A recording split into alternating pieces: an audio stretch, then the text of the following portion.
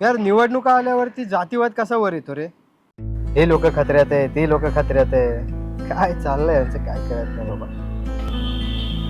समजा तुला मी म्हटलं की आमच्या जातीतल्या एखाद्या मुलीशी लग्न कर. करशील? हा. आणि यावर तुझ्या घरच्यांचं काय मत असेल?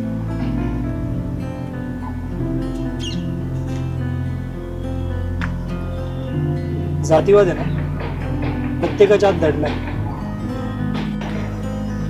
आणि यावर पोळी भाजण्याचं काम हे राजकारणी लोक. आणि यात बळी कोणाचा जातो माहिती? आपल्यासारखे सामान्य माणसाचं.